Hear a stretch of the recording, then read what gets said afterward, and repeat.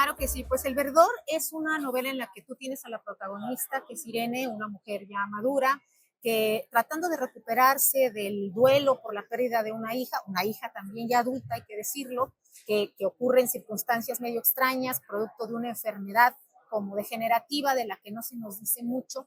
Ella llega a tratar pues de superar eso en una fecha muy cercana al aniversario de la muerte de la hija, a una ex hacienda ubicada en una zona boscosa.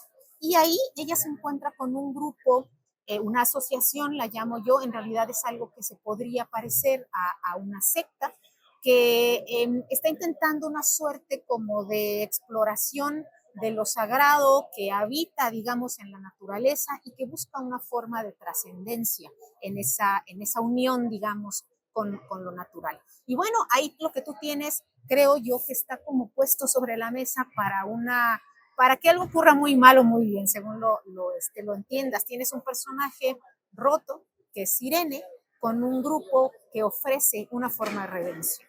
Entonces, pues no digo más para no spoilear, pero la trama es esa. La noción de ecoterror como tal, como que es nueva, pero en realidad el tratamiento no. Justamente acaba de salir un volumen, me parece que lo saca Impedimenta, que se llama Gótico Vegetal, que es una forma, digamos, distinta como de hablar de lo mismo. Tiene que ver con ubicar, yo diría que la ruptura insólita, típicamente hacia un lado, una vertiente oscura, justamente gótica en este caso, en el entorno natural. ¿no? En particular en el bosque, en las plantas, etcétera, etcétera. ¿no? Y es muy curioso porque lo que yo quería hacer en un inicio, de entrada, era explícitamente acercarme a esta idea del ecoterror.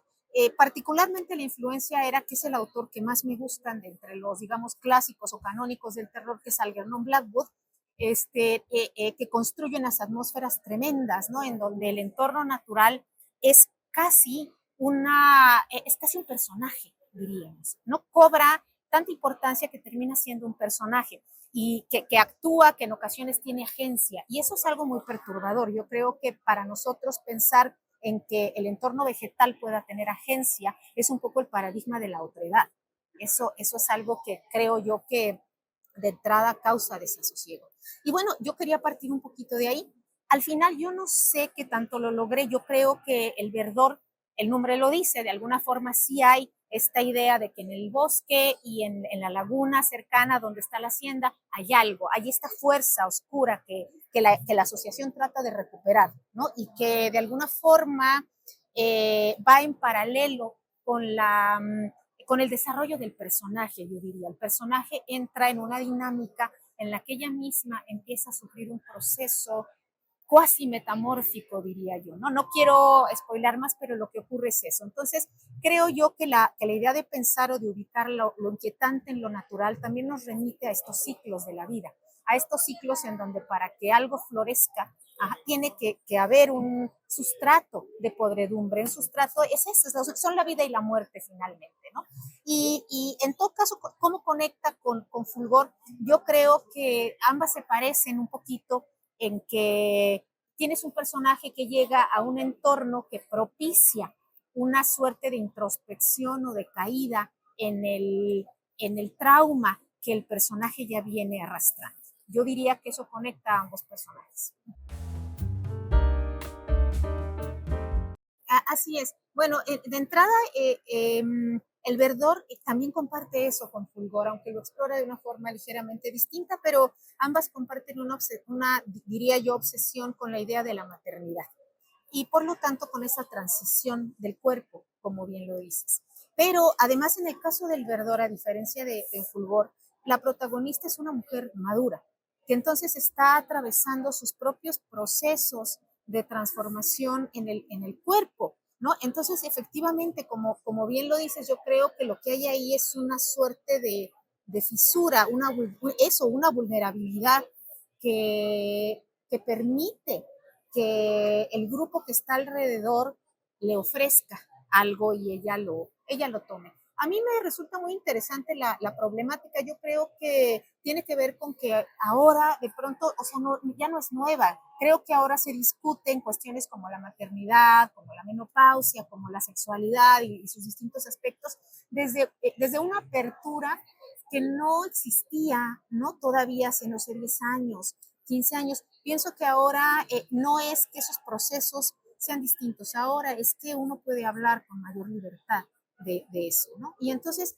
para mí eso finalmente tiene que ver con cuestiones de experiencia personal por las que uno atraviesa y que te interrogas, ¿no? Y que de alguna forma para mí siempre terminan aterrizando en una elaboración en la ficción, ¿no? Yo no sabría, creo que no sabría cómo hacerlo desde las memorias o desde más lo autobiográfico, no me sentiría cómoda. Me siento muy cómoda discutiéndolo así, ¿no? Quizá detrás de la máscara, a lo mejor, del personaje, que siempre es un poquito una misma, ¿no? Claro, el término me gusta mucho porque yo de pronto solía usar de manera y un poquito descuidada la noción de lo inquietante, que es un poquito como dispersa, diría yo. Y esto de lo siniestro es la que yo más he encontrado que se le acerca. Lo siniestro es un término que no es exclusivamente freudiano, pero quien más lo populariza es Freud, tiene un ensayito, ¿no? sobre el tema, y lo que él dice es que lo siniestro es por un lado, lo familiar invadido por lo no familiar, ¿no? Entonces es una forma de terror que no nos habla de lo desconocido, sino que nos habla un poquito más de lo cercano, que de pronto bajo cierta óptica se pervierte, se convierte en algo extraño, ¿no? Eso, insisto, en ciertas atmósferas o bajo cierta óptica. Y por otro lado, Freud habla de lo siniestro como aquello que debiendo haber permanecido oculto, se ha mostrado. Y yo creo que eso remite directamente a la idea del trauma. Entonces, para mí, esta noción ¿cómo decirlo?, del retorno de lo reprimido, diría Freud, que creo que es algo de lo que más le interesaba, es algo que tiene muchísimo potencial para ser tratado en clave de terror, en clave de fantástico. Y es lo que hago yo en el caso tanto del Verdor como en el caso de Fulgor. Finalmente, lo que ocurre es que hay un trauma interno que yo no diría que se traduce en lo que ocurre alrededor, sino que de alguna manera posibilita el encuentro con eso otro extraño que está sucediendo en torno al propio personaje. Y entonces lo que tú tienes es una suerte como de descenso al abismo doble, yo diría, porque por un lado tú tienes la ocurrencia inusitada, perturbadora en el entorno, que puede o no estar ocurriendo realmente, y por otro lado tú tienes el propio descenso del personaje en ese sumergirse en la herida que ella trae dentro. Y a mí ambas cosas me parecen aterradoras. Es más, yo no sé cuál me parece más aterradora, ¿no? De las dos. Así que, bueno, pues ¿no? Ahí está. Yo creo que la noción de lo siniestro es maravillosa, es una noción de siglo XIX, pero a mí me parece que sigue siendo fecunda, ¿no? Estamos como un poquito sacando otra vez. Bueno, De las sombras es un libro que tiene ya varios años de publicado, tuvo la fortuna de ganar el Premio Bellas Artes de Novela José Rubén Romero, y lo que yo quería hacer con este libro es armar una especie de biografía apócrifa, digamos, de un inquisidor tristemente célebre que se llama Enrico Institoris, Heinrich Kramer, también en su nombre no latinizado, que es uno de los dos autores del celebérrimo Martillo de las Brujas, del Maleus Maleficarum. Entonces lo que yo hago es armar una novela en donde una suerte de voces, hay como un coro de voces que son marcadamente femeninas, que interrogan al personaje en su lecho de muerte y que lo obligan, digamos, a hacer como este recorrido sobre la vida que llevó, sobre las decisiones que tomó y sobre la forma en que esas decisiones terminaron influyendo en lo que conocemos como la cacería de brujas. Entonces, es un libro que aborda la figura de la bruja, pero yo diría desde la otredad. La figura de la bruja desde quienes la construyeron, desde los inquisidores en este caso. Entonces, es eso, ¿no? Lo que tenemos en De las Sombras. Bueno, a ver, voy a recomendar libros en esta tesitura, diría yo, como de lo raro, ¿no? Un poquito que me gustan. Puedo recomendar El mal de la taiga de Cristina Rivera Garza, que es un libro que no es de terror, atención, pero nada más quiero decir que ganó el premio Shirley Jackson a la mejor novela corta de terror, lo que quizá quiera decir que leemos lo que pensamos que es terror y no varía en términos geográficos, de lengua, etcétera, etcétera. Entonces, en esta novela tú tienes a una investigadora que va siguiendo a una pareja que se perdió en la taiga, ¿no? Que se perdió y que quizá pudo haber sucumbido a una forma de la locura. Entonces, ese es el primer libro que yo recomendaría, muy bueno, muy perturbador. El segundo es Mo, de Paulette Fongitud, que es un texto que, justamente hablando del verdor, yo veo ahí ciertos vasos comunicantes. En este tenemos a una mujer que de pronto descubre que tiene una mancha en una pierna, de ahí el título, ¿no? Y entonces ella empieza a sufrir una especie como de cambio en el cuerpo. Híjole, yo creo que hay hasta una conexión como con el horror corporal ahí, ¿no? Entonces, ese sería el segundo que recomendaría. El tercero sería, ay Dios mío, pero no me voy a acordar del título, se llama Parásitos Perfectos, el libro, y ahorita te digo el título, te lo debo. Es una serie de cuentos en este registro de lo que se llama lo New Weird.